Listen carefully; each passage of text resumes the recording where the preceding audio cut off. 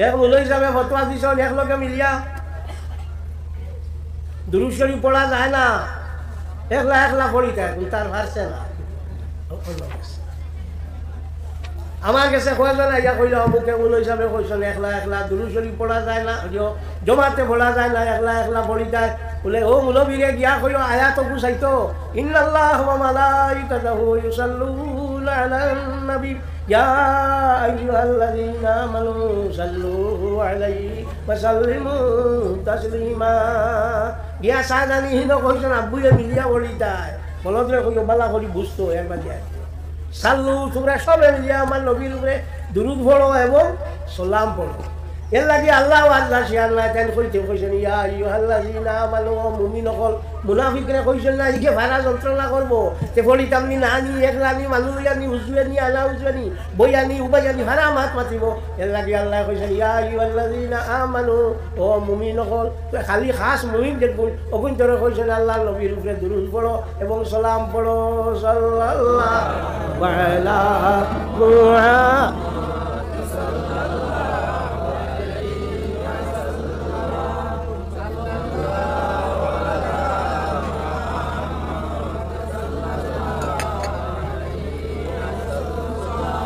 একটা কইতাম নি মোটর সময় খাম আইল রাজি হইবাই করবাই ওবা জিয়া দিয়া কইলা হিবা জিয়া নানি না জানতাম তো তুমি যদি রাজি হল না তোর কইতাম।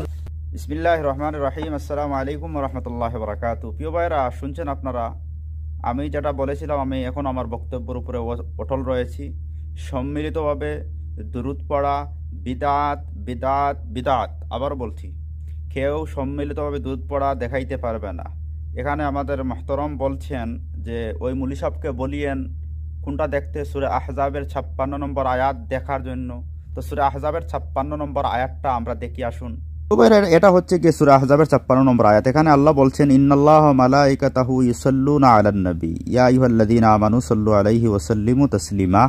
ইন্না মানে হচ্ছে নিশ্চয়, আল্লাহ অর্থ হচ্ছে আল্লাহ, ও মালাইকাতাহু এবং তার ফেরেশতাগণ, ইউসাল্লুনা হচ্ছে গিয়া দোয়া পাঠান, আলান নবী আলা মানে হচ্ছে উপর, আন নবী মানে হচ্ছে গিয়া নবীর, ইয়া মানে হচ্ছে হে, আল্লাযীনা হচ্ছে যারা, আমানু ঈমান এনেছে, সল্লু মানে দুরূদ পাঠাও, আলাইহি তার উপর, ওয়াসাল্লিমু তোমরা সালাম জানাও, তাসলিমা হচ্ছে গিয়া অতি উত্তম।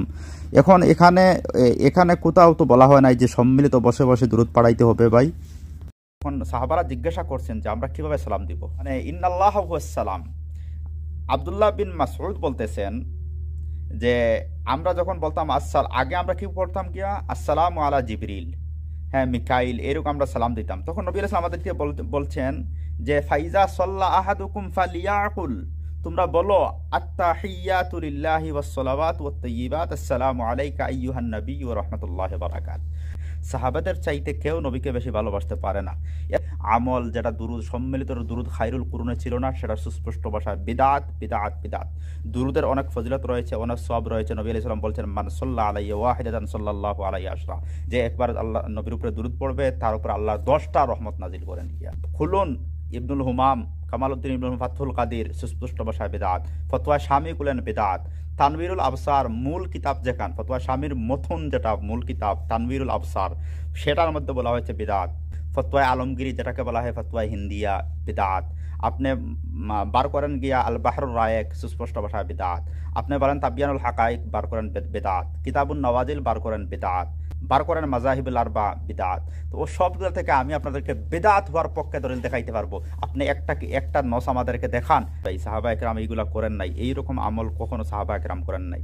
আর নবীকে ভালোবাসতে হবে আপনার আমার ভঙ্গি দিয়ে নাই, নবীকে ভালোবাসতে হবে সাহাবাদের আয়না দিয়ে। সাহাবারা কিভাবে ভালোবাসছেন, সাহাবারা কিভাবে মহব্বত করছেন, ওইভাবে আমাদেরকে মহব্বত করতে হবে গিয়া। কারণ সাহাবাদের ব্যাপারে আল্লাহ পাক বলছেন কি জানেন তো, উলাইকাল্লাযীনা নামতাহানাল্লাহু কুলুবাহুম লিত্তাকওয়া। আল্লাহ তাদেরকে পরীক্ষা করেছেন, খন্দকে, হুনাইনে, অসংখ্য বদরে, ওহুদে, সব জায়গাতে তাদেরকে পরীক্ষা করেছেন। তো আমাদেরকে সাহাবাদের মতো দেখতে হবে গিয়া। আশা করি বুঝতে পারছেন। ভালো লাগলে অন্যদেরকে শোনার সুযোগ করে দিবেন। ওয়া আখির দাওয়ানা আলহামদুলিল্লাহি রাব্বিল আলামিন। আসসালামু আলাইকুম ওয়া রাহমাতুল্লাহি ওয়া বারাকাতুহু।